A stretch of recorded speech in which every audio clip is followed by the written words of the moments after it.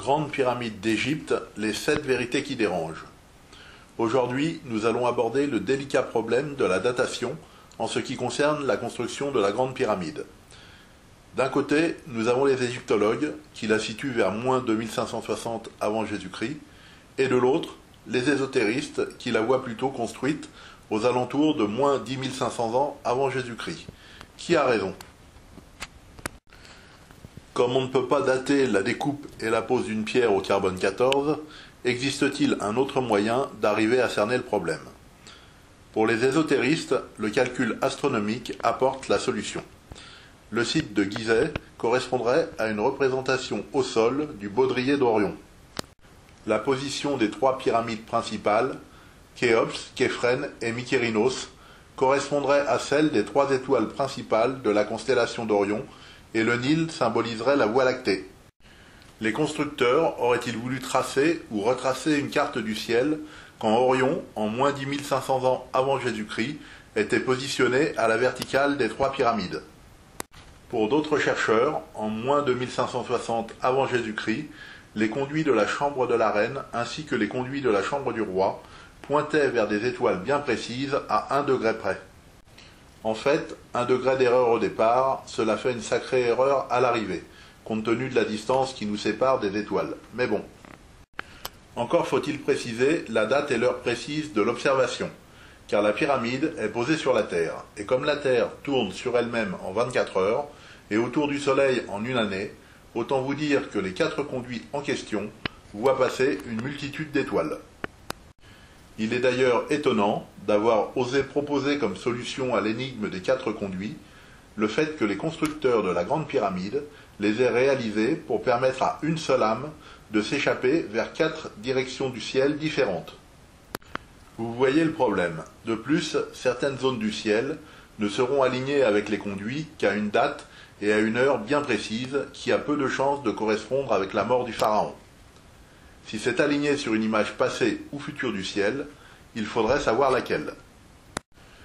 Quel intérêt réel en fait, puisque les 4 conduits font tout en réalité pour éviter de voir le ciel.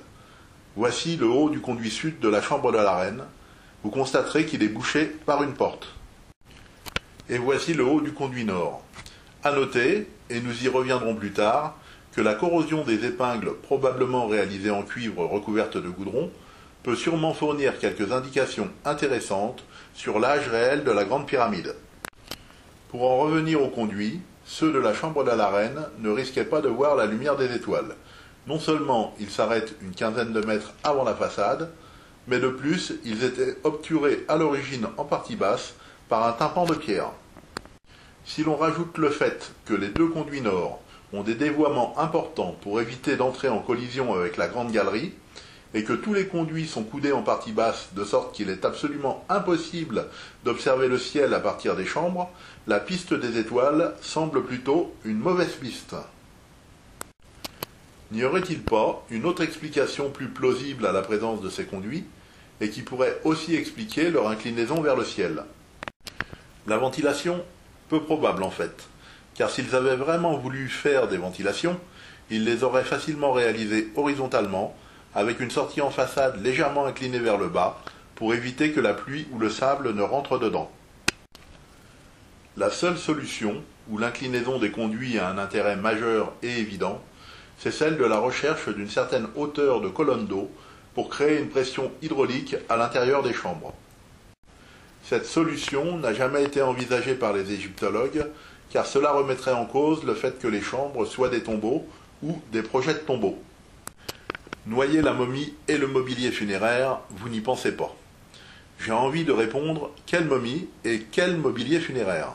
On n'a rien retrouvé, mais ce que l'on sait en revanche, comme le montre clairement cette superposition du conduit sud de la chambre de la reine avec le conduit sud de la chambre du roi, c'est qu'au final, malgré des angles de fuite et des longueurs différentes, les 2 conduits partant du même niveau bas arrivent exactement au même niveau haut.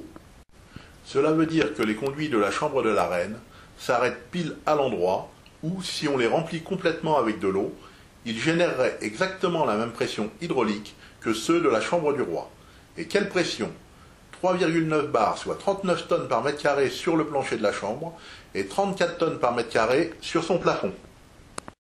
Étrange coïncidence qui laisse à penser qu'il pourrait peut-être y avoir une pierre dans la chambre du roi susceptible d'être repoussée par la pression. Sommes-nous en présence d'une sorte de serrure hydraulique destinée à actionner un quelconque mécanisme? Les constructeurs avaient-ils beaucoup plus de connaissances techniques que ce que les égyptologues s'imaginent? Voilà qui expliquerait bien des choses, notamment le fait que les constructeurs aient mis 5 plafonds en granit, c'est-à-dire juste le poids qu'il fallait pour empêcher que la pression ne soulève le premier plafond. Cela expliquerait aussi pourquoi ils ont réalisé une soupape de sécurité en créant un passage reliant la chambre de Davison à la grande galerie. La chambre de Davison est la chambre située juste au-dessus de la chambre du roi. Dans le cas d'un mécanisme hydraulique, cette protection était obligatoire pour permettre la décompression de l'air comprimé en cas de fuite d'un des joints du premier plafond. Tout ceci pour vous dire qu'il existe bien une explication alternative à la présence de conduits dans cette pyramide, et que non seulement cette explication est logique, mais en plus, elle rend logique tout un tas d'anomalies architecturales, comme la présence d'un gros linteau au-dessus de l'entrée de la chambre du roi. Gros linteau qui protège évidemment l'antichambre des effets de la pression. J'invite ceux d'entre vous qui veulent découvrir cette théorie à se procurer le livre Grande pyramide d'Égypte, les 7 vérités qui dérangent, ou à visiter le site www.keops.biz, keops.biz. Après cette petite parenthèse sur le rôle des conduits, revenons maintenant au sujet de cette vidéo, à savoir la datation de la construction de la Grande Pyramide. Pour John West, l'érosion importante constatée sur le corps du Sphinx serait liée à une période de pluie intense qui remonte à moins 10 500 ans avant Jésus-Christ. La tête du Sphinx, qui était à l'origine probablement celle d'un lion, aurait simplement été retaillée plus récemment par les anciens Égyptiens. Moi, je veux bien, mais les pattes du Sphinx n'ont pas subi la même érosion que son corps. Ont-elles aussi été restaurées? Et si oui, pourquoi dans ce cas-là ne pas avoir restauré le corps avec? L'érosion peut sûrement permettre d'y voir plus clair en ce qui concerne l'âge de la construction des pyramides. Même si une grande partie de leur revêtement externe a disparu, il reste le sommet de la pyramide de Képhren qui montre des arêtes encore bien vives. Sur cette vue aérienne, on peut même remarquer encore la rainure du décaissé du pyramidion. Si la construction des pyramides datait de moins 10 500 ans avant Jésus-Christ, les pierres calcaires de la façade auraient beaucoup plus souffert de l'érosion. Et puis, pourquoi les pluies diluviennes auraient-elles érodé le Sphinx et pas les pyramides? On peut donc en déduire que la construction des pyramides est assez récente. Certains avancent que les pyramides ont été restaurées par les anciens Égyptiens. Mais comment aller remettre des pierres de façade après coup? C'est strictement impossible, d'autant plus qu'aucune pierre posée n'avait la même longueur si l'on en juge par cette photographie. Et puis, il faut bien se dire que si les pierres de façade ont été récupérées pour construire certaines maisons de la ville du Caire, c'est qu'elles étaient en bon état. L'altération des façades n'est donc pas liée à une érosion intense.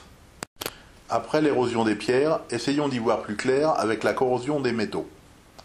En 1837, J.R. Hill, membre de l'équipe du colonel Wise, fait la découverte d'une plaque en fer sur la façade sud de la pyramide. Cette découverte se situe à proximité de l'entrée du conduit sud de la chambre du roi. Comme la plaque est fortement scellée à l'intérieur d'un joint interne de la maçonnerie, il utilise de la poudre noire pour l'extraire. D'après les données, c'est une plaque de fer de 26 cm de long sur 8 cm 6 de large, avec une épaisseur variable d'un maximum de 4 mm. Ce qu'il y a d'intéressant avec le fer, c'est qu'il rouille, et que la rouille peut se poursuivre jusqu'à la destruction complète du métal. Trouver une telle plaque de fer dans un joint, entre des pierres proches de l'extérieur, démontre une fois de plus que la Grande Pyramide n'est pas aussi ancienne que certains essayent de nous le faire croire. Ceci dit, cela soulève aussi un autre problème, car les anciens Égyptiens n'étaient pas censés connaître le fer, à part le fer météoritique. Mais là, après analyse, il semblerait que ça n'en soit pas. Plus intéressant encore, pour la recherche d'une date précise, lors de l'ouverture du conduit nord de la chambre de la reine, l'ingénieur écossais Wenman Dixon a trouvé 3 objets qui datent forcément de l'époque de la construction de la Grande Pyramide. L'un d'eux, un petit morceau de bois de cèdre, aurait été parfait pour une analyse au carbone 14, mais il a été égaré ou détruit avant que cette technologie ne voie le jour. Il ne reste plus qu'une boule de granit et un petit crochet en bronze, actuellement exposé au British Museum. Là aussi, le petit crochet de bronze semble relativement bien conservé. En ce qui concerne les agrafes métalliques retrouvées au bout des conduits nord et sud de la chambre de la reine, on ne sait pas exactement de quel métal elles sont faites, mais côté sud, une des épingles s'est brisée du fait de la corrosion. Un robot pourrait en récupérer une à des fins d'analyse. En fonction de la nature du métal employé, on pourrait probablement simuler les effets de la corrosion et mieux cerner la date de la construction. Venons-en maintenant à l'affaire du cartouche Khufu, retrouvé inscrit à l'ocre rouge sous les chevrons de la chambre du roi. À chaque fois que l'on évoque ce cartouche dans les forums ésotéristes, on a le droit à la réponse suivante. Cette info, créée par le colonel Wise pour donner un retentissement mondial à ses recherches et éviter de finir ruiné. Comme il était le seul dans la pyramide à creuser pour accéder aux chambres situées au-dessus de la chambre de Davison, il l'a forcément dessiné lui-même. Ce qu'il faut savoir en fait, c'est que de nombreux hiéroglyphes ont été trouvés dans les 3 chambres situées au-dessus de celle de Davison, et ces hiéroglyphes sont tous consignés dans les carnets de Howard Wise. Assimilés à des marques de carrier par les égyptologues, ces hiéroglyphes tracés à l'ocre rouge sont intéressants pour plusieurs raisons. Tout d'abord, ils sont faits avec le même genre de peinture que les marques récemment trouvées dans la niche supérieure sud d'un des conduits de la chambre de la reine. Ça, Wise ne pouvait pas le savoir. D'autre part, certains sont dessinés à l'envers ou à 90 degrés, comme s'ils avaient été dessinés à l'endroit avant que le bloc ne soit posé. D'autres hiéroglyphes sont coupés par un trait de scie, il fallait y penser. Et d'autres encore sont masqués par les poutres du dernier plafond. Peu importe, certains ésotéristes vous diront que Wise a eu tout le temps de peaufiner son travail de faussaire. Sauf qu'en y regardant de plus près, on aperçoit à certains endroits des bavures de plâtre en provenance des joints, passées par-dessus les hiéroglyphes dessinés sur les chevrons. C'est bien la preuve que ces hiéroglyphes datent de l'époque de la construction et ne sont nullement imputables à Wise. La construction de la Grande Pyramide date donc d'une époque où l'écriture hiéroglyphique existait, et donc sûrement pas de moins 10 500 ans avant Jésus-Christ. Venons-en maintenant à l'affaire de la faute d'orthographe, car Wise aurait très bien pu rajouter un faux cartouche en s'inspirant des autres hiéroglyphes retrouvés. Voici le cartouche Khufu tel que relevé par Wise dans son carnet. On peut remarquer qu'il a rajouté le sol sous les pattes des oiseaux, alors que sur place le sol n'est pas dessiné. Regardez par vous-même, si Wise avait lui-même réalisé ce cartouche, il aurait probablement dessiné le sol sous les pieds des oiseaux, comme il l'a fait dans son carnet. D'autre part, il faut savoir que peindre après coup un cartouche orienté à 90 degrés sur une surface inclinée et en partie basse des chevrons est loin d'être évident à réaliser. Un autre problème se pose compte tenu de la représentation stylisée des hiéroglyphes. Normalement, le « ou » de Khufu se représente avec une caille. Or, le cartouche retrouvé ressemble à un croisement entre le vautour et la caille. On dirait une caille avec un bec de vautour. La vipère à cornes est aussi mal dessinée. On ne peut donc pas être vraiment sûr qu'il s'agit bien du nom Khufu. La probabilité est grande, mais l'incertitude demeure, d'autant plus que ce n'est pas le seul cartouche observé dans ces chambres. En conclusion, ésotériste 0, égyptologue 1. Cela ne veut pas dire pour autant que tout ce que ces derniers racontent sur la Grande Pyramide est vrai. Mais en ce qui concerne la date de sa construction, on est beaucoup plus proche des moins 2560 ans avant Jésus-Christ que de l'Atlantide. C'est tout ce que j'avais à dire sur le sujet, mais vous pouvez retrouver le reste de ma théorie sur www.keops.biz, KHEOPS.biz, et dans le livre Grande Pyramide d'Égypte, les 7 vérités qui dérangent.